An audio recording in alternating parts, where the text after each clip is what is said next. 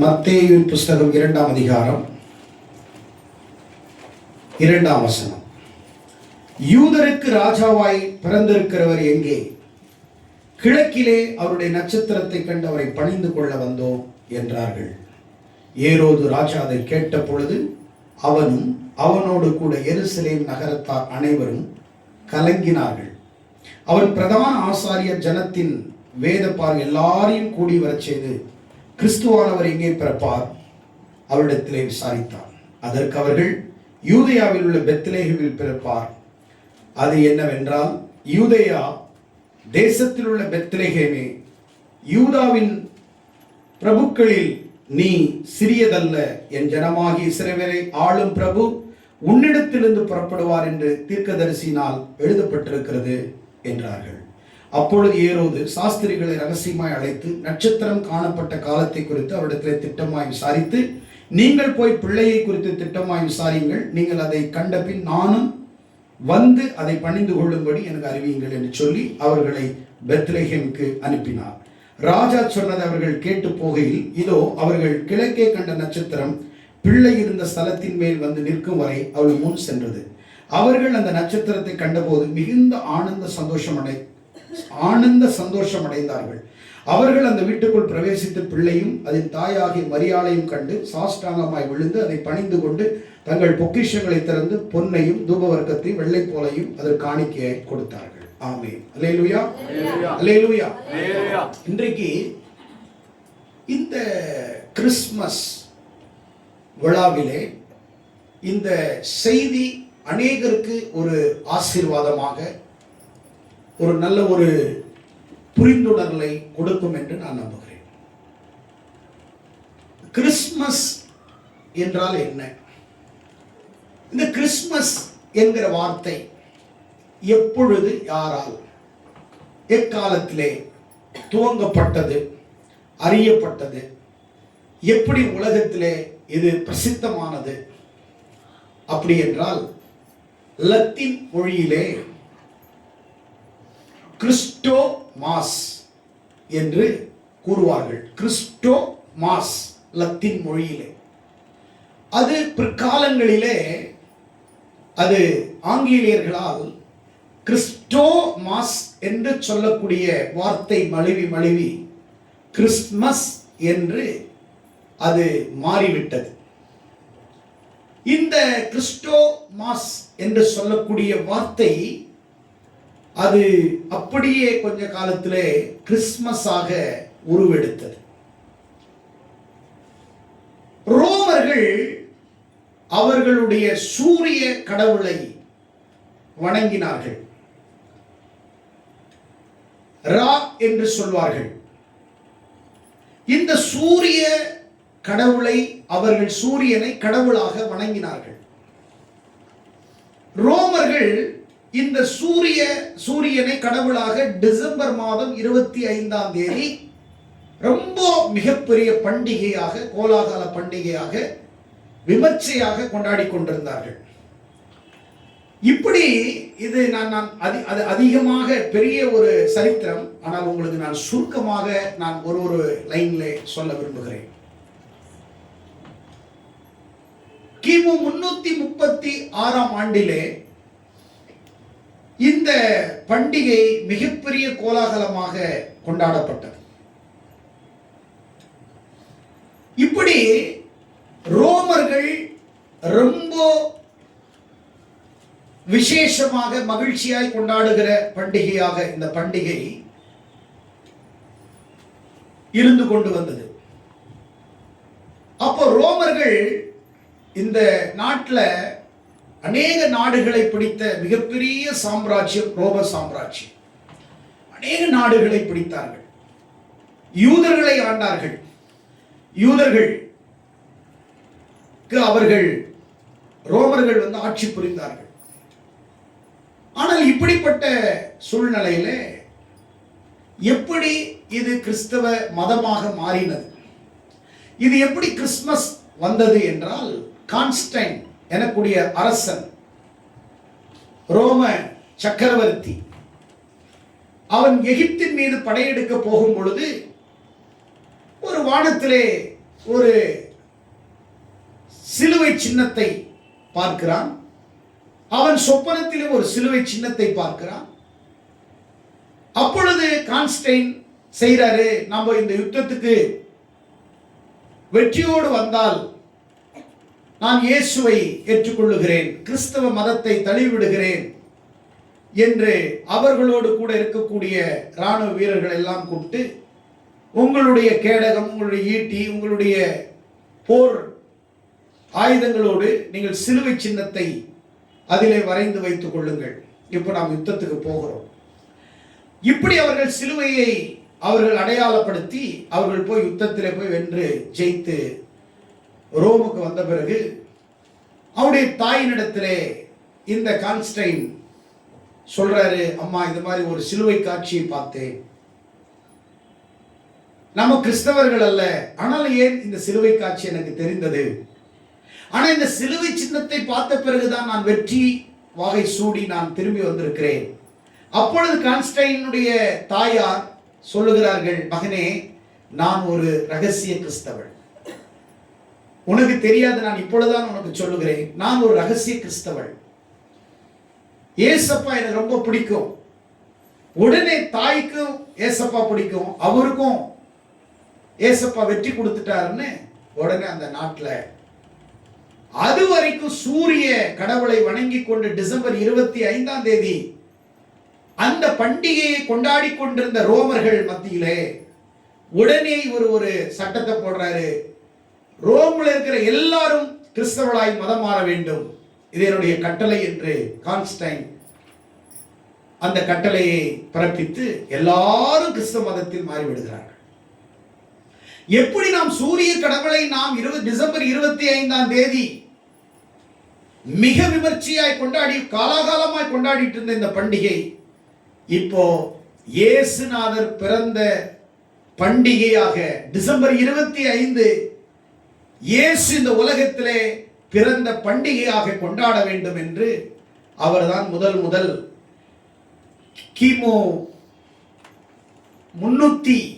கிபி 312 இந்த சட்டத்தை பிறப்பித்து 313 இதை பிரகடனப்படுத்தி இதை ஆட்சி இது சட்ட வடிவம் கொண்டு வந்து இது மிகப்பெரிய ஒரு வளர்ச்சியை உலகம் எங்கிலும் அப்படியே மெல்ல மெல்ல பரவ ஆரம்பித்தது. சரி, கிறிஸ்துமஸ் என்கிறது டிசம்பர் 25ஆம் தேதி தான், அது உண்மையா என்றால் இல்லை. அப்படியானால் ஏன் கிறிஸ்துமஸை நாம் டிசம்பர் 25 கொண்டாட வேண்டும்? இஸ்ரேல் தேசத்திலே அக்டோபர் மாதத்திலிருந்து பிப்ரவரி மாதம் வரைக்கும் கடுமையான ஒரு குளிர் மாதம். அப்ப இந்த குளிர் மாதத்தில் இயேசு டிசம்பர்ல பிறந்திருக்கிறார் அப்படி என்று சில அறிவியல் ஆராய்ச்சியாளர்கள் சொல்லுகிறார்கள். சிலர் இந்த நாளை அவர்கள் கிறிஸ்துமஸ் நாளா கொண்டாட வேண்டும் என்று இந்த கான்ஸ்டைன் நோபல் கொண்டு வந்ததினாலே இதை கொண்டாடுகிறார்கள் என்று ஒரு சிலர் கருதுகிறார்கள். ஆனால் இயேசு கிறிஸ்து பிறந்தது உண்மை, பெத்லகேமில் பிறப்பார் என்று சொன்னது உண்மை. அப்படியானால் இயேசு கிறிஸ்து பெத்லகேமிலே பிறப்பதற்கு சான்றுகள் ஆதாரங்கள் இருக்கிறதா என்றால் இருக்கிறது. சான்றுகள் இருக்கிறதா? இருக்கிறது. அப்போ எந்த காலத்திலே பிறந்தார், எந்த காலகட்டத்தில் பிறந்தார், எல்லாமே சான்றுகள் இருக்கிறது. ஆனால் டிசம்பர் 25ஆம் தேதி பிறந்தார் பைபிள் எங்கும் குறிப்பிட இல்லை. அப்ப 25 நாம் கொண்டாடலாமா அப்படின்னு நினைச்சா கட்டாயமாக இன்றைக்கு உலகத்தில் ஒவ்வொரு நாளும் ஒவ்வொரு நாள் ஒவ்வொரு ஏதோ ஒன்றை கொண்டாடி கொண்டே இருக்கிறது. செவிலியர் தினம் என்று கொண்டாடுகிறார்கள், இன்னார் பிறந்தார் என்று கொண்டாடுகிறார்கள்.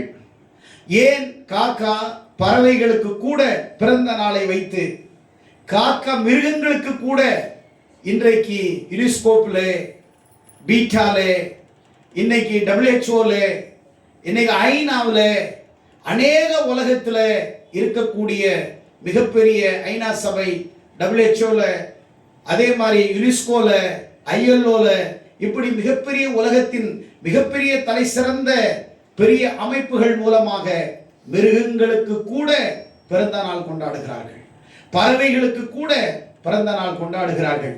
அப்படி இவர்களுக்கெல்லாம் ஒரு மாதத்தையும் ஒரு நாளையும் குறிப்பிட்டு ஒரு பிறந்த நாளை கொண்டாடும் பொழுது, என் அருள்நாதர் இயேசு 2000 ஆண்டுகளுக்கு முன்பாக இந்த உலகத்திலே பெத்லகேமிலே ஒரு தொழுவத்திலே அவர் பிறந்தார் என்பதற்கு சான்று இருக்கிறது. அவர் பிறந்தார் என்பதற்கு ஆதாரங்கள் இருக்கிறது. அவர் பூமியிலே வந்தார் என்பதற்கு ஆதாரங்கள் இருக்கிறது. அவர் இந்த பூமியிலே பிறந்தார் என்பதற்கான வரலாற்று சான்றும் இருக்கிறது. அதே போல தொல்லியல் சான்றும் இருக்கிறது. அதே போல மனித சான்றுகளும் இருக்கிறது. அதோட காட்டிலும் வேதாகம சான்றுகள் ஆணித்தரமாக வேதாகம சான்றுகள், எல்லாவற்றை காட்டிலும் ஆணித்தரமான வேதாகம சான்றுகள். மத்தேயு 2ஆம் அதிகாரம், லூக்கா 2ஆம் அதிகாரத்தில், இன்னும் பல இடங்களிலே, ஏன் ஏசாயா 6ஆம் அதிகாரத்திலே, 7ஆம் அதிகாரத்திலே, ஏன் மல்கியாவிலே, பல இடங்களிலே வேதாகம சான்றுகள் இயேசு பிறப்பார் என்று ஏற்கனவே ஏசாயா தீர்க்கதரிசி வாழ்ந்த காலகட்டத்தில், இயேசு பிறப்பதற்கு முன்பே 700 ஆண்டுகளுக்கு முன்பே ஏசாயா தீர்க்கதரிசி கன்னியின் வயிற்றில் பிறப்பார் என்பதற்கான சான்றுகள் இருக்கிறது. மல்கியாவிலே சான்றுகள் இருக்கிறது. அடுத்தது மத்தேயுவிலே சான்றுகள் இருக்கிறது. லூக்கா புஸ்தகத்திலே சான்றுகள் இருக்கிறது. ஏன் எபிரேய புஸ்தகத்திலே சான்றுகள் இருக்கிறது. பவுல் காலத்திலே வாழ்ந்த அப்போஸ்தலர் காலத்திலே அவர்கள் இயேசு கிறிஸ்துவை கண்ணார கண்ட சான்றுகள் இருக்கிறது. உயிரோடு இருந்த சான்றுகள் இருக்கிறது. மரித்த சான்றுகள் இருக்கு. உயிர்த்தெழுந்த சான்றுகள் இருக்கிறது. எல்லா சான்றுகளும் வேதாகம அடிப்படையிலே, ஆதாரங்களின் அடிப்படையிலே ஆணித்தரமான சான்றுகள் இருக்கிறபடினால இந்த கிறிஸ்துமஸ் டிசம்பர் 25 கொண்டாடலாமா என்றால் கொண்டாடலாம், தப்பு இல்லை. ஏதோ இயேசு பிறந்தது உண்மை, ஏதோ ஒரு டேட்ல கொண்டாடுறது தவறல்ல. ஆனால் இன்றைக்கு தான் பிறந்தார் என்பதற்கு ஆதாரங்கள் இல்லை. இரண்டாவது, நட்சத்திரங்கள் என்று சொல்லுகிறார்கள், 3 நட்சத்திரங்கள் என்று சொல்லுகிறார்கள். அப்படியும் பைபிளில் எங்கே ஆதாரமும் இல்லை. 3 ஞானிகள் வந்தார்கள் என்று சொல்லுகிறார்கள், அதற்கும் பைபிளிலே எங்கேயும் ஆதாரங்கள் இல்லை. இல்லையே 3 சாஸ்திரிகள் வந்தார்கள், ஞானிகள் வந்தார்கள் என்று எழுதியிருக்கிறது. இல்லை, எங்கும் இல்லை, வேதாகமத்தில் இல்லை. 3 நட்சத்திரங்கள் வேதாகமத்தில் இல்லை. சாஸ்திரிகள் வந்தார்கள் இருக்குது, 2 3, அது 2 இருக்கலாம், 3 இருக்கலாம், 6 இருக்கலாம், 10 இருக்கலாம், 12 இருக்கலாம், தெரியாது. சாஸ்திரிகளுடைய எண்ணிக்கை குறிப்பிடவில்லை. ஆனால் சாஸ்திரிகள் கிழக்கிலிருந்து வந்தார்கள். கிழக்கு என்றால் அது எந்த தேசம்? அன்றைய பாபிலோன் என்று சொல்லக்கூடிய தேசம், பாரசீக பகுதி. அன்றைக்கு பாபிலோன் பாரசீக பகுதி தான் கிழக்கு தேசம். அப்படியானால் கிழக்கிலிருந்து சாஸ்திரிகள் எங்கே வருகிறார்கள் என்றால் பெத்லகேமை நோக்கி வருகிறார்கள். அவர்களை எது வழி நடத்தியது என்றால் நட்சத்திரம் வழி நடத்தியது. யூதருக்கு பிறந்திருக்கிறவர் எங்கே? இங்கே அவர் அழகா சொல்லுகிறார்,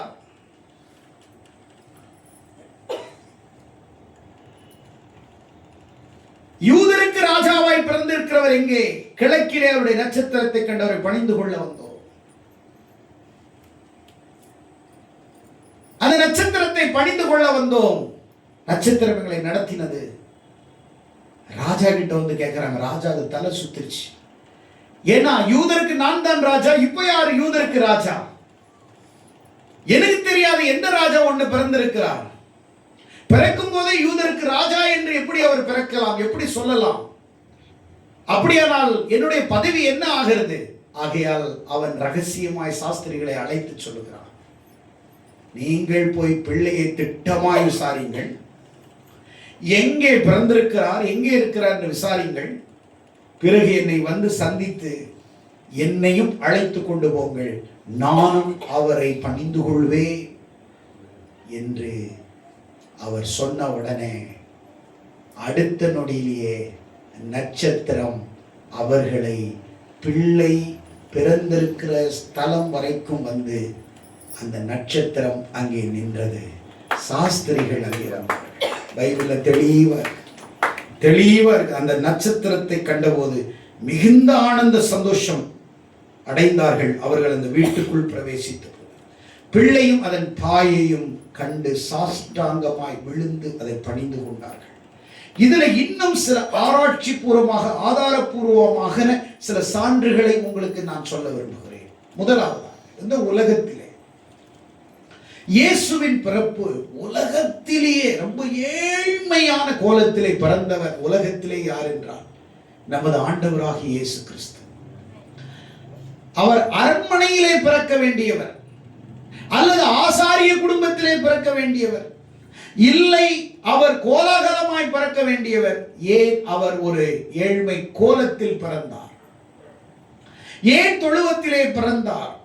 அப்படி என்றால் அன்றைக்கு இருந்த காலகட்டத்திலே யூதர்கள் வாழ்ந்த வீடு எல்லாம் எப்படி இருந்தது என்றால் குகையிலே அன்றைக்கு இருந்த மனிதர்கள் வாழ்ந்தார்கள். அந்த குகை எப்படி இருக்கும் என்றால் குகைக்கு மேலே அவர்கள் தங்கிக் கொள்வார்கள். குகைக்கு கீழே ஆடு மாடுகளை அடைத்து வைத்துக் கொள்வார்கள். அப்படியானால் ஒவ்வொரு வீடும் மேலே வீடும் கீழே குகையும் இருக்கும். தாழ்வான இடத்திலே அவர்கள் ஆடு மாடுகளை கட்டிக் கொள்வார்கள். அப்ப அவர்கள் யோசேப்பும் மரியாளும் வந்த பொழுது அவர்கள் தங்குவதற்கு சத்திரம் தேடுகிறார்கள், இடமில்லை. இல்ல அவருடைய சொந்தக்கார வீட்டுக்கு போயிருப்பாங்க, பண்டிகைக்கு நிறைய பேர் வந்ததுனால வீடு ஆல்ரெடி நிறைஞ்சு இருந்ததுனால இடம் இல்லை. சரி, தொழுவத்திலே இடம் இருக்கும் என்று அந்த மாட்டு தொழுவத்திலே வந்து அந்த பிள்ளை மாட்டு தொழுவத்திலே பிறந்தது. அந்த மாட்டு தொழுவத்திலே பிறந்தது. ஆனால் பாருங்க, அவருடைய பிறப்பு ஒருவேளை தரித்திரமாய் இருக்கலாம், ஒருவேளை தரித்திரமான இடத்தில் இருக்கலாம். அவருடைய பிறப்பு வேணால் ஒரு சாதாரண மாட்டு தொழுவமாய் இருக்கலாம். அரண்மனையில் பிறக்க வேண்டியவர் இங்கே பிறப்பதற்கு என்ன காரணம்? இப்படிப்பட்ட கோலத்தில், ஏழ்மை கோலத்திலே அவர் பிறந்தாலும் இதுவரைக்கும் யாரும் இந்த உலகத்திலே ஒரு சாதாரண ஒரு ஏழை குடும்பத்திலே கூட ஒரு பெண்ணை பெற்றெடுக்கும் பொழுது ஒரு நல்ல இடத்திலே பெற்றெடுப்பார்கள். இந்த உலகத்தில் எந்த தாயா இருக்கட்டும், மாடு ஆடு கொட்டாயில போய் பிறக்க மாட்டாங்க. அட்லீஸ்ட் வீட்டு திண்ணையிலையோ வாசல்லையோ வீட்டுக்குள்ளேயோ வீட்டு பின்னாடியோ வீட்டு பக்கத்தில் எங்கேயோ போய் ஒரு மரத்துக்கடியிலையோ. ஆனால் இயேசு மட்டும் ஆட்டு தொழுவத்திலே, நாற்றங்கள் நிறைந்த இடத்திலே, சாணிகள் போட்ட இடத்திலே, சுகாதாரமற்ற இடத்திலே அவர் பிறந்திருக்கலாம். ஆனால் அவருடைய பிறப்பு அங்கே சாதாரண நிலையிலே இருந்தாலும், தரித்திர நிலையிலே இருந்தாலும், அவருடைய பிறப்பு சாதாரண நிலையில் இருந்தாலும் அவர் சரித்திரத்திலே இடம் பிடித்தார். அவர் சரித்திரத்திலே பாலகனாய் இருந்தார். சரித்திரத்தை அவர் மாற்றினார். சரித்திரத்தின் புருஷனாக அவர் உருவெடுத்தார். சரித்திரத்தின் கதாநாயகனாக வந்தார். சரித்திரத்தை இரண்டாய் பிரிக்க அவர் இந்த உலகத்திலே வந்தார். சரித்திர செம்மனாய் இந்த உலகத்திலே வாழ வந்தார். அப்படியானால் இயேசுநாதர் அந்த இடத்திலே, அவர் ஒரு சாதாரண இடத்திலே பிறந்தாலும் அவரை தேடி மக்கள் எங்கிருந்து வந்தார்கள் என்றால் கிழக்கில் இருந்து, பாபிலோன் எனக்கூடிய பாரசீக பகுதியில் இருந்து வந்தார்கள். அப்படியானால் அதற்கு கிட்டத்தட்ட பெத்லகேமுக்கும் பாபிலோனுக்கும் 1500 கிலோமீட்டர் அப்பால இருக்கக்கூடிய இடத்திலிருந்து அவங்க என்னைக்கு கிளம்பியிருப்பாங்க? அவங்க கால்நடையா வந்திருப்பாங்களா, இல்ல அவர்கள் ஒட்டகத்தின் மீது பயணித்திருப்பார்களா தெரியாது. ஆனால் அவர்கள் 1500 கிலோமீட்டர் பிறக்க போகிற இயேசு குழந்தையை பார்ப்பதற்காக அவர்கள் புறப்பட்டு வந்தார்கள். ஆகையால் தான் இன்றைக்கு நான் இந்த கால வேளையில நான் இதை யோசிக்கும் பொழுது இப்படியாக எனக்குள்ளே ஒரு தாட் வந்தது. Christmas is not a day, it is a transform life. Christmas என்பது ஒரு நாள் அல்ல, வாழ்வியல் மாற்றம். இந்த உலகத்திலே அவர் பிறந்தது தன்னை கொண்டாட, கிறிஸ்மஸை கொண்டாட, தன் பிறந்த நாளை கொண்டாடல்ல, நம்முடைய வாழ்வை மாற்றுவதற்காக, நமக்குள் பிறப்பதற்காக, நம்முடைய வாழ்க்கையை டிரான்ஸ்ஃபர்மேஷன் பண்றதுக்காக, நம்முடைய வாழ்க்கையை உருவாக்குவதற்காக இந்த உலகத்திலே அவர் பிறந்தார். இந்த பிறப்பின் செய்தியை அவர் தரித்திர கோலத்தில் இருந்தாலும் எத்தனையோ 1000 ஆண்டுகளுக்கு முன்பாக மக்கள் தொகையே மிக குறைந்த தொகையாக அன்றைக்கு சொல்லுகிறார்கள், எருசலேமிலே கிட்டத்தட்ட ஒரு 1000 பேர் தான் இருப்பதாக சொல்றாங்க. ஒரு 1000 பேர் தான் இருந்தாங்களா அந்த காலத்தில். அப்படிதான் அந்த 2000 ஆண்டுகளுக்கு முன்னாடி மக்கள் தொகை இல்லை. ஆனால் இப்படிப்பட்ட சூழ்நிலையில சாஸ்திரிகள் எங்கிருந்து வர்றாங்க? கிட்டத்தட்ட 1500 கிலோமீட்டர் தூரத்தில் இருந்து வர்றாங்க இயேசுவை பார்ப்பதற்காக. நீங்க நினைக்கலாம், இந்த உலகத்தில் அவரை மாதிரி யாருமே பிறக்கல. அவரை மாதிரி பிறக்கும் போது அவரை வாழ்த்துறதுக்கு இந்த உலகத்துல யாருக்கு வந்தாங்களோ 2000 ஆண்டுகளுக்கு முன்னாடி ஒரு ராஜாவு கூட வாழ்த்து வந்திருக்க மாட்டாங்க. ஆனால் இயேசுவை வணங்குவதற்கு பாபிலோனில் இருந்து சாஸ்திரிகள் வந்தார்கள். அப்படியானால் ஆதி தானியேலின் புஸ்தகம் 2ஆம் அதிகாரத்தில் பார்த்தீங்கன்னா, அங்கே தானியேல் பாபிலோன் தேசத்திலே இருந்த பொழுது, அவன் கர்த்தருக்குள்ளே திடமனதாய் இருந்த போது, இந்த தானியேல் மூலமாய் ரட்சிக்கப்பட்டவர்கள் ஏராளமான மனிதர்கள் இருந்தார்கள். அந்த குரூப்பில் இருந்துதான் அவர்கள் யூதர்கள் அல்ல, அவர்கள் ஆசாரியர்கள் அல்ல, அவர்கள் அரண்மனையில் பிறந்தவர்கள் அல்ல, அல்லது அவர்கள் அரசியல்வாதிகள் அல்ல, அல்லது அவர்கள் மிகப்பெரிய செல்வந்தர்கள் அல்ல, யாருமே அல்ல. அவர்கள் பாபிலோனில் இருந்து வந்த சாஸ்திரிகள் என்று எழுதப்பட்டிருக்கிறது. அவர்கள் எத்தனையோ 1000 கிலோமீட்டர் தூரத்திலிருந்து இயேசுவை காண்பதற்காக அவர்கள் பெத்லகேம் நோக்கி வருகிறார்கள். ஆனால் அதே பெத்லகேம் பக்கத்தில் இருக்கிற எருசலேம் 10 கிலோமீட்டர் தொலைவில் இருக்கக்கூடிய இந்த எருசலேமில் என்ன செய்யறாங்க? 10 கிலோமீட்டர் தூரத்தில் இருக்கக்கூடியவங்க, அன்னைக்கு நீங்க 2ஆம் அதிகாரம் 6ஆம் வசனத்துல நீங்க படிச்சீங்க அப்படின்னு சொன்னா, அங்கே எழுதப்பட்டிருக்கிறது 4ஆம் வசனம். ஏரோது ராஜா அதை கேட்ட பொழுது அவனோட எருசலேம் அனைவரும் கலங்கினார்கள். அவன் பிரதான ஆசாரிய ஜனத்தின் வேதப்பார் எல்லாரையும் கூடி வர செய்து, இயேசுவானவர் எங்கே பிறப்பார்? ஏரோது கேட்கிறான், என்னப்பா இயேசு ஏதோ பிறப்பார்னு சொல்றான். உடனே வேதப்பாரங்களை கூப்பிடு, ஆசாரியரை கூப்பிடு. அப்படின்னா இயேசு பிறந்த காலகட்டத்தில் யார் இருந்தாங்க? ஆசாரியர்கள் இருந்தார்கள். அன்னைக்கு யார் இருந்தார்கள்? வேதப்பாரர்கள் இருந்தார்கள். அன்னைக்கு அவங்களுக்கு இயேசு கிறிஸ்து பிறப்பார் என்ற சட்ட அந்த புத்தகத்தில் இருக்கக்கூடிய தீர்க்க தரிசனம் அவர்களுக்கு இருந்தது. ஆனால் ஆசாரியர்கள் வரவில்லை. இயேசுவை ஆராதிக்க வணங்க அவர்கள் வரவில்லை. வேதப்பாரர்கள் பக்கத்தில் இருக்கிறவங்க இயேசுவை காண வரவில்லை. ஆசாரியர்கள் காண வரவில்லை, வணங்க வரவில்லை. எத்தனையோ 1000 கிலோமீட்டர் தூரத்தில் இருக்கக்கூடிய சாஸ்திரிகள் வந்தார்கள், ஆண்டவரை ஆராதிப்பதற்காக வந்தார்கள். இன்னைக்கு நிறைய பேர் அப்படிதான். ஆண்டவரை ஆராதிக்கிறது பக்கத்தில் இருக்கிறவங்க அல்ல, தூரத்தில் இருக்கிறவங்க அல்ல, நீ எப்படி வந்து ஆராதிக்கிறாய் என்பதுதான் முக்கியம். நீ எவ்வளவு தொலைவில் இருந்து வருகிறாய் என்பதுதான் முக்கியம். நீ பக்கத்தில் இருந்து நீ வரமாட்டேங்கிற. ஆனா 1500 கிலோமீட்டர் அப்பாற்பட்டவர்கள் அவர்கள் இயேசுவை காண்பதற்காக வந்தார்கள். வந்து 3 காரியத்தை செய்தார்கள். ஒன்று பொன், இன்னொன்று தூபம், 3வது வெள்ளை போலம். காணிக்கை வச்சாங்க, 3 வச்சாங்க. பொன் எதை குறிக்குதுன்னா ராஜரீகத்தை குறிக்குது, ராஜாவை குறிக்கிற ஒரு வார்த்தை. ஏன்னா யூதருக்கு ராஜாவாய் பிறந்திருக்கிறவர் எங்கே? அன்னைக்கு யூதருக்கு இன்னைக்கு ஒரு உலகத்துக்கே ஆண்டவர் பிறந்திருக்கிறார். முழு உலகத்துக்கே அவர் ராஜா. அதனாலதான் அவர் பிறக்கும் பொழுது அவர் ராஜாவா யாரு ஏத்துக்கிறாங்களோ இல்லையோ, ஆனா டிக்ளரேஷன் கொடுத்தது யூதருக்கு ராஜாவாய் பிறந்திருக்கிறவர் எங்கேன்னு தான் கேட்டாங்க. அதே போல அவர் மரிக்கும் பொழுது அவர் சிலுவையில அறைஞ்ச பிறகு இவர் யூதருடைய ராஜா என்று அறைந்தார்கள். யோசிச்சு பாருங்க. அவர் பிறக்கும் போது யூதருடைய ராஜா எங்கே கேட்டாங்க, யாரும் ஏத்துக்கல ராஜாவா. ஏன்னா குழந்தை அவரு, இன்னும் அவர் வளர்ந்து ராஜாவாகணும். ஆனா பிறக்கும் போதே ராஜாதி ராஜனாய் பிறந்தார்.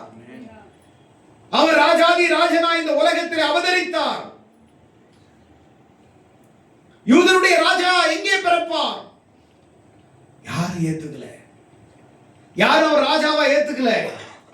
ஆனால் அவர் மரிக்கும் போது இவர் யூதருடைய ராஜா என்ற அவர் தலையின் மேல் எழுதி அந்த விலாசத்தை வைத்தார்கள்.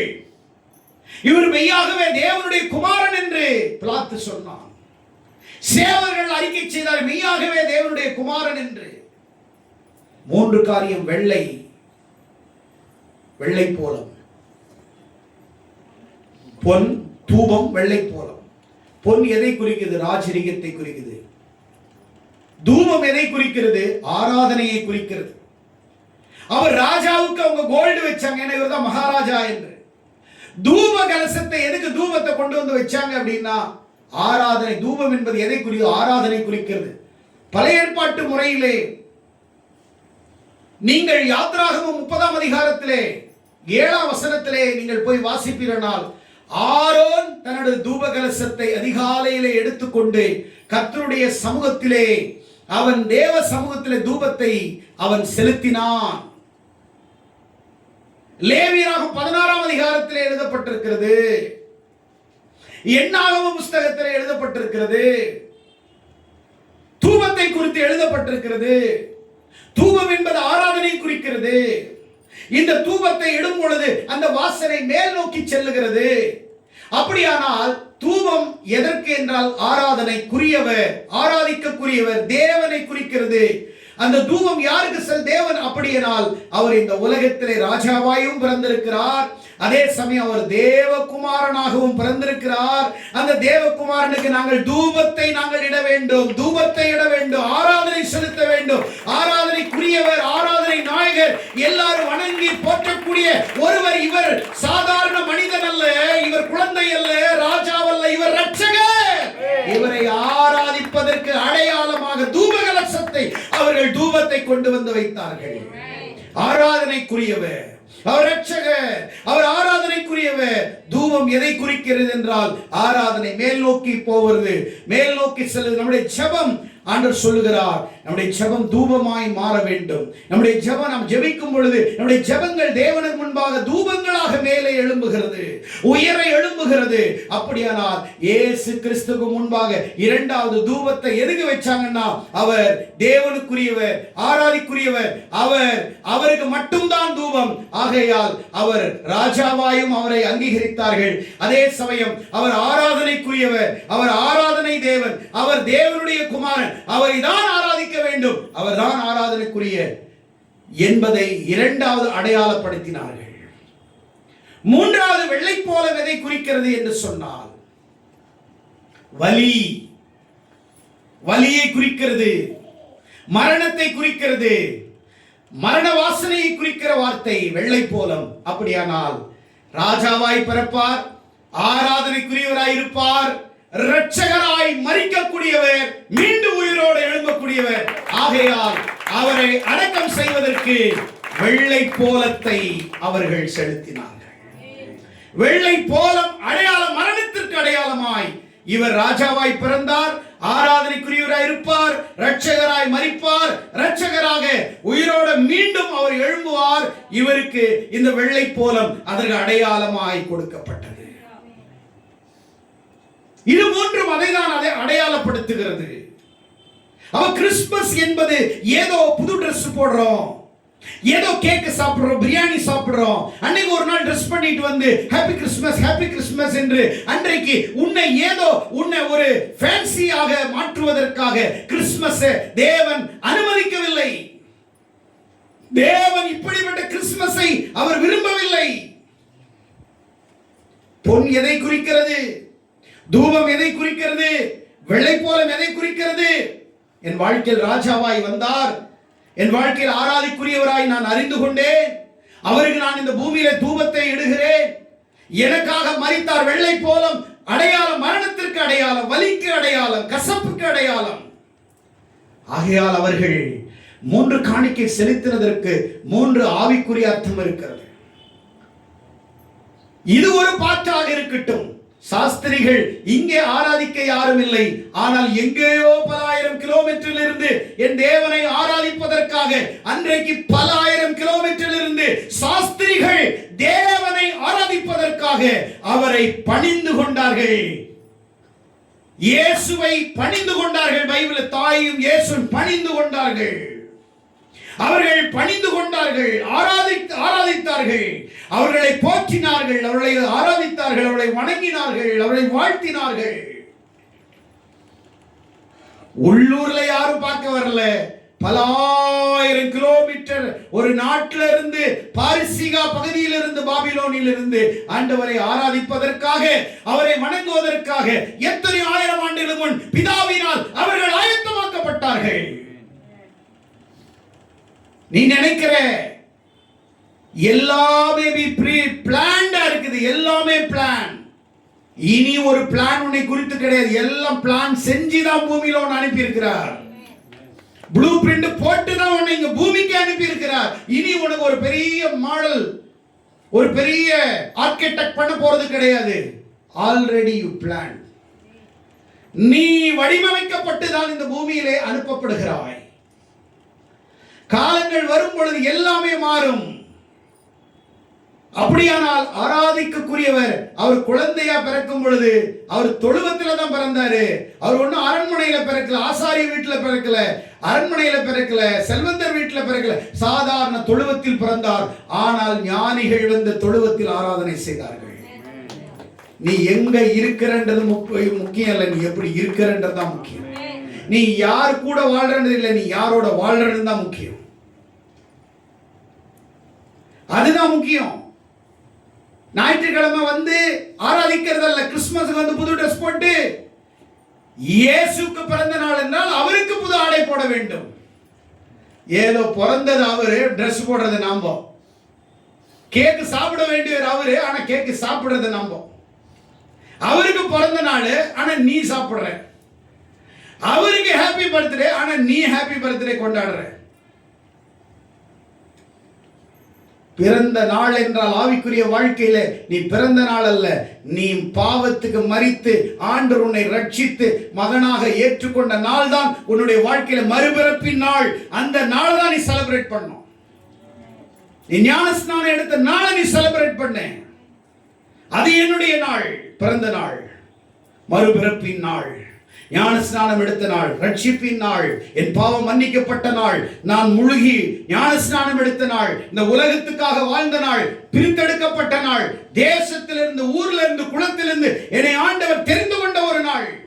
அந்த நாளை என்னுடைய பிறந்த நாளாக, என் பாவத்துக்கு மரித்து நீதிக்காய் பிழைக்கக்கூடிய நாளை என்னுடைய மறுபிறப்பின் நாளாக, அடையாளமாக நான் ஆராதிக்கிறேன். அதை என் விசேஷித்த நாளாக நான் அமைத்துக் கொள்ளுகிறேன், மாற்றிக் கொள்ளுகிறேன். அல்லது அந்த நாளை என்னுடைய நாளாக அதை நான் நினைவுபடுத்திக் கொள்ளுகிறேன். அதுதான் முக்கியம். கிறிஸ்துமஸ் என்பது ஏதோ கேக் சாப்பிட்டோம், பிரியாணி சாப்பிட்டோம், praise Lord, praise Lord, happy Christmas, happy Christmas, happy Christmas, இது கிடையாது. Merry Christmas, merry Christmas, merry Christmas அர்த்தம் தெரியாது, ஹாப்பி கிறிஸ்மஸ் அர்த்தம் கிடையாது, ஒண்ணும் கிடையாது, தெரியாது. எல்லாரும் சொல்றாங்க, நானும் ஹாப்பி கிறிஸ்மஸ் சொல்றேன். எல்லாரும் மேரி கிறிஸ்மஸ் என்றாங்க, நானும் மேரி கிறிஸ்மஸ் என்றேன். Nobody knows the Christmas meaning, but everybody that celebrate the Christmas, but they not know the meaning of Christmas, not understand the Christmas. Christmas உடைய நோக்கங்கள் என்ன, பிறப்பின் நோக்கம் என்ன? பல ஆயிரம் ஆண்டு தூரத்திலிருந்து வந்து அவரை ஆராதித்தார்கள், வணங்கினார்கள். அது மட்டுமா? லூக்கா 2ஆம் அதிகாரத்திலே 13ஆம் வசனத்திலே நீங்கள் வாசித்தீர்களானால், லூக்கா 2ஆம் அதிகாரத்திலே நீங்கள் வாசிப்பீர்களானால் 13ஆவது வசனத்திலே, அந்த சனமே பரமசேனையின் திரள் தூதனோடு தோன்றி உன்னதத்தில் இருக்கிற மகிமையும் பூமியில் சமாதானமும் உண்டாவதாக என்று பாருங்க. இது ஒரு பாட்டு. இது இன்னொரு பாட்டு. அவர் இருக்கிறது மாட்டுக்கொட்டை, அவர் இருக்கிறது மாடு சாணி போடுற இடத்துல அவரு படுத்து கிடக்கிறாரு. ஆனா அவரை தேடிட்டு வந்தது சாஸ்திரிகள். சரி, இதெல்லாம் இருக்கட்டும். உலகத்துல பிறந்ததுனால உலகத்துல இருக்க மனிதர்கள் வந்தாங்க. இது ஒரு பெருசா கூட வச்சுக்கலாம், அப்படி ஓரமாச்சு. இங்க அவர் பிறந்து இருக்கும் பொழுது வானத்திலிருந்து ஒரு தூதன் கீழே இறங்கி வந்து அங்க நிக்கிறாராம். எங்க நிக்கிறாராம்? எங்க இருக்கிறாராம்? பக்கத்துல நின்னுட்டு இருக்கிறாராம். நின்ன உடனே பரம திரள்சேனை கூட்டம், வானத்திலிருந்து தூதர்கள் எங்க இறங்கி வர்றாங்க? கீழே இறங்கி வந்து என்ன செய்யறாங்க? அவங்க ஆண்டவரே படிங்க ஐயா பைபிள். உன்னதத்திலே இருக்கிற தேவனுக்கு மகிமை, பூமியிலே சமாதானம், மனுஷன் மேல் பிரியம் உண்டாவதாக என்று தேவதூதர்களை விட்டு பரலோகத்துக்கு. அப்ப தேவதூதர்கள் பரலோகத்துக்கு போன போது அப்படின்னா கீழே வந்தது உண்மை, அப்ப போறது உண்மை இல்லையா? இறங்கினாங்கன்றது, ஏறினாங்கன்னா இறங்கினாங்கன்னு தான் அர்த்தம். அவர்கள் துதித்த பின்பு பரலோகத்துக்கு ஏறினார்கள் அப்படின்னா அவங்க துதிக்க தான் எங்க இறங்கி வந்தாங்க? சொல்லுங்களேன், ஹலோ சொல்லுங்களேன். இங்க ஒரு பக்கம் யாரு நிக்கிறாங்க? சாஸ்திரிகள் எல்லாம் நிக்கிறாங்க. இந்த பக்கம் தேவ தூதர்கள் அந்த இடத்துல வயல்வெளியில வந்து அவர்கள் தேவனை துதிச்சிருப்பாங்க. எப்படிங்க துதிச்சிருப்பாங்க? ஏங்க நீயும் நானும் துதிக்கும் போதே பரலோகம் இறங்குற மாதிரி இருக்கு. பரலோகமே இறங்கி துதிச்சா அந்த இடம் எப்படி இருக்கும்? கரங்களை தட்டி ஆண்டவரை மகிமைப்படுத்து. நீ துதிச்சாவே பரலோகம் இறங்கி வருதுன்னா பரலோகமே இறங்கி வந்து துதிச்சா எப்படி இருக்கும் ஆராதனை? அப்படிதாங்க பரலோகம் இறங்கி வந்து துதிச்சு ஆர்கெஸ்ட்ரா வச்சாங்க. தேவ தூதர்கள் அங்க இறங்கி சும்மாவா ஆராதிச்சிருப்பாங்க? எப்படி ஆராதனை இருக்கு, எப்படி மியூசிக் வாசிச்சிருப்பாங்க, எப்படி ட்ரம்பட் வாசிச்சிருப்பாங்க. அவ்வளோ சேனைகள். அவரு மாட்டு தொழுவம் தான். அவர் ஆராதிக்கும் போது உலகத்துல யாருக்கும் இப்படி ஆர்கெஸ்ட்ரா இல்ல. பரலோக தூதர்கள் இறங்கி பூமியில அவளை சுத்திலும் அவரை துதி துதி துதி துதின்னு துதிச்சிட்டு மேலே ஏறி போனாங்க. ஆமென் சொல்லுங்க, ஆமென் சொல்லுங்க. அவர் பிறந்தது வேணா சாதாரண இடத்தில் இருக்கலாம், ஆனா அவர் சாதாரணமானவர் அல்ல. அவர் பிறந்த இடம் வேணால் மாட்டு தொழுவமா இருக்கலாம், ஆனா அந்த இடம் பரலோகமாக மாறினது. பரலோகமாய் மாற்றினார். அவர் சொன்னாரு, என்ன சொன்னார்? பூமியிலே உன்னதத்தில் தேவனுக்கு மகிமை, பூமியில் மனுஷர் மேல். அவர் பிறந்ததுக்கு காரணம், அவர் பிறந்தது எதனால? அவர் பிறந்த போது என்ன நடந்துச்சுன்னா உன்னதத்திலே தேவனுக்கு மகிமை உண்டானது. ஃபர்ஸ்ட் தேவனை துதிச்சாங்க. எப்படி துதிச்சாங்க? உன்னதத்தில் இருக்கிற தேவனுக்கு. ஏன் தேவனை துதிக்கணும்? பூமியில இருக்கிற இயேசுவை துதிக்காம உன்னதத்தில் இருக்கிற தேவனுக்கு ஏன் ஃபர்ஸ்ட் லைன்ல அதை போடணும் அப்படின்னா, தேவன் தான் தன் குமாரனா இயேசு அனுப்புனார், அதனால அவரை ஆராதிச்சாங்க. கையை தட்டுங்க. ஆண்டவரே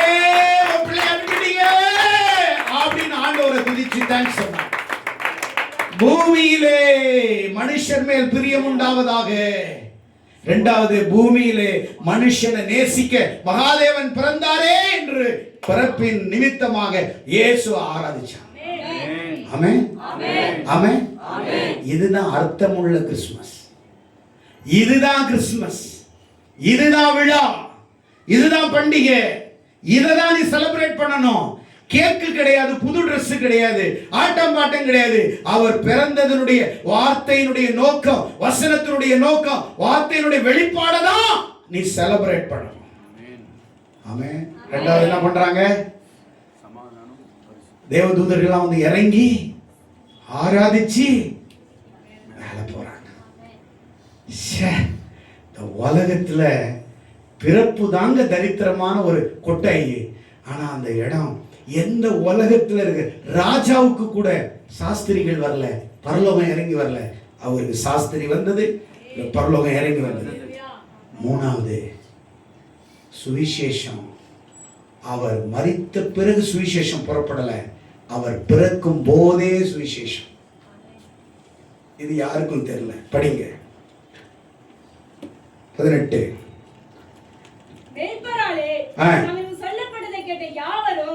அவைகளை குறித்து ஆச்சரியப்பட்டார்கள். மரியாளோ அந்த சங்கதியெல்லாம் தன் இதயத்தில் வைத்து சிந்தனை பண்ணினாள். மேய்ப்பர்களும் தங்களுக்குள் சொல்ல திட்டப்பட்டபடியே கேட்டு கண்ட எல்லாவற்றிற்காகவும் தேவனை மகிமைப்படுத்தி துதித்துக் கொண்டு திரும்பி போனார்கள். பிள்ளைக்கு விருத்தசேதனம் பாருங்க. மூணாவது நற்செய்தி ஃபர்ஸ்ட் யாருக்கு அறிவிக்கப்பட்டதுன்னா மேய்ப்பர்களுக்கு. ஃபர்ஸ்ட் உலகத்துல நற்செய்தி அறிவிச்சவங்களும் மேய்ப்பர் தான், கேட்டவங்களும் மேய்ப்பர் தான், பிறருக்கு அறிவிச்சவங்களும், பிறரால கேட்டவங்களும் அவங்க தான், இவங்களால பிறர் கேட்டவங்களும் அது காரணமானவங்களும் இவங்க தான்.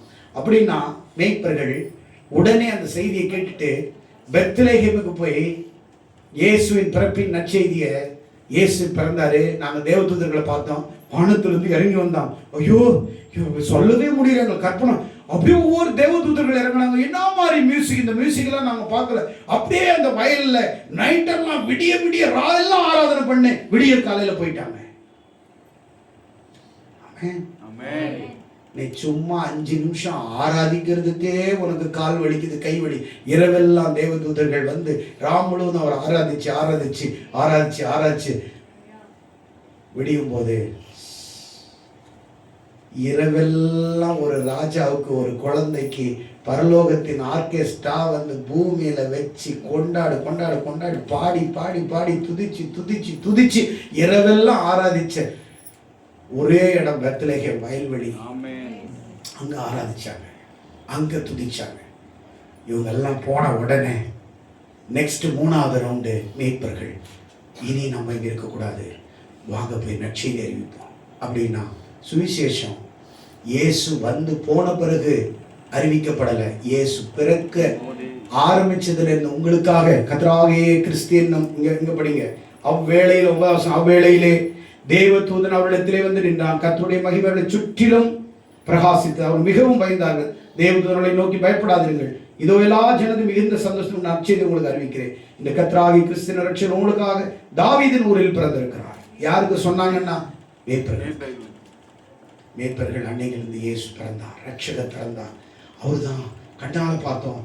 அன்னைக்கே சுவிசேஷத்தை ஆரம்பிச்சிட்டாங்க, சொல்ல ஆரம்பிச்சிட்டாங்க. ஆனா நீ இத்தனை வருஷமா இருந்து ரட்சிக்கப்பட்டன்னு சொல்லி அபிஷேகத்துல ஆடு ஆடு ஆடுன்னு ஆடி, பொய்யான ஒரு ஆட்டம் ஆடி, பொய்யான ஒரு அபிஷேகத்துல குதிச்சு மேல உளுந்து கீழே உளுந்து கத்தி கதறி ஒருத்தருக்கு சுவிசேஷம் சொல்லல.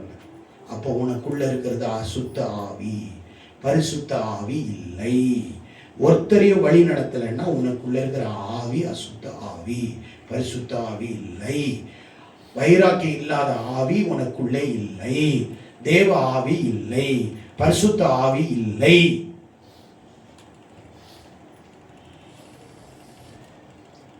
பரிசுத்த ஆவி இருந்துச்சுன்னா உன்னால வீட்டில் இருக்க முடியாது, உன்னால பொழுதுபோக்க முடியாது. நீ ஒருத்தருக்காவது எப்படியாவது சுவிசேஷம் சொல்லுவ, இயேசு நல்லவர்னு சொல்லுவ. நீ இந்த சர்ச்சை நிறைஞ்சிருக்குதுன்னா சுவிசேஷத்தை நான் அறிவிக்கலைன்னா நீங்க இருக்க முடியுமா? எங்க மூலம் வழி நடத்தப்படலாம் நீங்க இருக்க முடியுமா? உங்களை ரட்சிப்புக்குள்ள நடத்த முடியல நான் இருந்திருப்பீங்களா? உங்களுக்கு அநேகர் விடுதலை, சுகம், ஆரோக்கியம், பிசாசிலிருந்து விடுதலை, தரித்திரத்திலிருந்து விடுதலை, வாழ்க்கையிலேருந்து நீங்க இந்த நிலைமைக்கு வந்திருக்கிறீங்கன்னா சுவிசேஷம் அறிவிக்காம எப்படி வர முடியும்? ரட்சிக்கப்படாம எப்படி உட்கார முடியும்? ஆனா நீங்க ரட்சிக்கப்பட்டீங்க, ஆனா பிறர் வழி நடத்துவதற்குண்டான இன்னும் உங்களை முழுமையாய் அர்ப்பணிக்கவில்லை.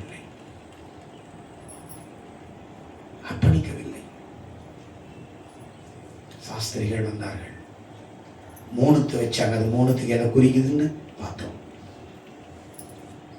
தூபம் ஆராதனைக்குரியவன். ஒரு நாள் நான் எடுக்கிற தூப கலசம் என்றால் என்ன, தூபம் என்றால் என்ன, தூபம் எப்போ செலுத்த வேண்டும், தூபம் எதை குறிக்கிறது? பிரியமானவர்களே, ஏதோ சும்மா வந்தோம் போனோன்னு இல்லை. எத்தனை பேர் நீங்க ஒரு அர்த்தமுள்ள கிறிஸ்மஸை நீங்கள் இனி கொண்டாட போகிறீர்கள்? எத்தனை பேர் புரிஞ்சுக்கிட்டீங்க? கிறிஸ்மஸ் எத்தனை பேர் புரிஞ்சுக்கிட்டீங்க? ஹல்லேலூயா. புது ட்ரெஸ் போட்டு ஆராதிக்கிறது இல்லை, பிரியாணி நல்ல குண்டால வச்சுக்கிட்டு அடிக்கிறது இல்லை.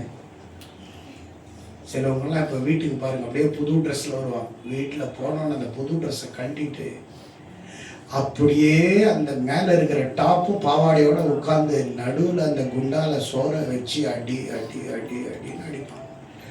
சாப்பிட்டுக்கிட்டே இருப்பாங்க. என்னன்னா அவங்களுக்கு இப்போ குண்டால சோறு சாப்பிடும். சர்ச்சில் தான் சிலவங்கெல்லாம் நீட்டாக இருப்பாங்க. வீட்டிலலாம் போனால் இதுதானே அது இல்லை, அப்படியே குண்டால வச்சு அடி அடி ஐயோ அது அங்கே மேக்கப் போட்டு இப்படி இருந்துச்சு, அது மேக்கப்பு, இது பேக்கப்பு, இங்கே ஒன்றும் இல்லைப்பா. வாழ்க்கையில் கிறிஸ்மஸ் மீனிங்ஃபுல் கிறிஸ்மஸ் ஆகும். கிறிஸ்துமஸ் அந்த தேதி டிசம்பர் 25 கடந்து போயிடும், துணி பழசாயிடும், விளக்குகள் அணிந்து போகும். ஆனால் வாழ்வியல் மாற்றம் அணையாது. வாழ்வியல் மாற்றம் கிறிஸ்மஸ் தினம் அன்றோடு முடியும். ஆனால் வாழ்வியல் மாற்றம் என்பது அணைவதில்லை. அது எரிந்து கொண்டே இருக்கும், அது பிரகாசித்து கொண்டே இருக்கும், அது பிரகாசித்து கொண்டே இருக்கும். ஆண்டவர் உன்னை அணைக்க கொண்டு வரவில்லை, உன்னை ஜொலிக்க கொண்டு வந்தார், உன்னை பிரகாசிக்க கொண்டு வந்தார், உன்னை பெருமைப்படுத்த வந்தார், உன்னை ரட்சிக்க வந்தார். ரட்சகர் அவர். எத்தனை பேர் சுவாசிக்கிறீங்க? ஹல்லேலூயா, ஹல்லேலூயா. கிறிஸ்மஸ் என்னன்னு நீங்க தெரிஞ்சுக்கிட்டீங்க. இயேசு பிறந்தாரோ பிறக்கல 25 அதை விடுங்க, அவர் பிறந்தது உண்மை. ஏதோ ஒரு நாள் ஆராதிக்கிறோம், அந்த நாள் தப்பும் கிடையாது. டிசம்பர் 25 நான் திடீர்னு அன்னைக்கு ஏதோ பேசிட்டு இருந்தேன் பர்த்டே பற்றி. டக்குன்னு என் தம்பி சொன்னான், என் பையனுக்கு மட்டும் 5 வருஷத்துக்கு ஒரு முறை கிறிஸ்மஸ் பிறந்த நாள்னா. இது என்னடா ஆச்சரியமாக இருக்குது, 5 வருஷத்துக்கு வருஷம் தானே.